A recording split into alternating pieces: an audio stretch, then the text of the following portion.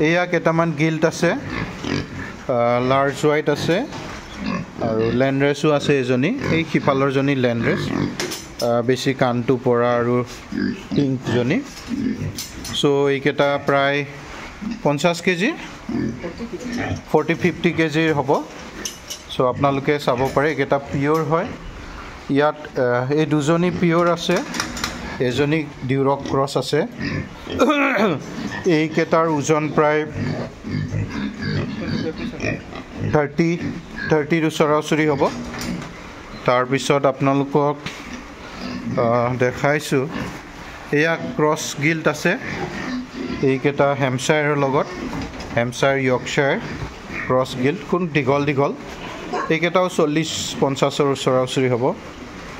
এয়া আছে ক্ৰছ আকৌ, হেম্পশ্বায়াৰ আৰু য়ৰ্কশ্বায়াৰ ক্ৰছ গিল্ট। এইকেইটাৰো প্ৰায় 40-50 ওজনৰ আছে। এই মই বৰটো দেখালোঁ লাৰ্জ ব্লেক। এয়া খুব ধুনীয়া, এগেইন খুব ধুনীয়া ক্ৰছ ব্ৰীড, দীঘল। চবৰে নিপলছবিলাক 14টা আছে, 14টাৰ ওপৰতে আছে।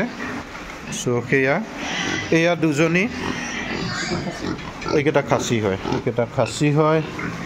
তাৰ পৰা গিল্ট ইফালে আছে নেকি?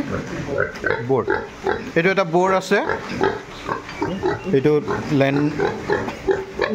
হয়, এইটো লাৰ্জ হোৱাইট, লাৰ্জ হোৱাইট নে লেণ্ডলেছ? তো এইটো খুব এক্টিভ বৰ, খুব খুব কান্দি আছে, দেখিছে বৰটো খুব এক্টিভ।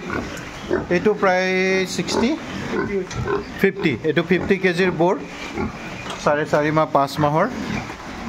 এইকেইজনী ডিউৰক ক্ৰছ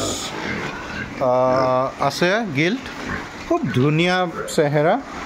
যদি আপোনালোকে ল'ব বিচাৰে, ইয়াৰ 4জনী, ইয়াৰ 40-ৰ পৰা 60 কেজিৰ ওচৰত হ'ব।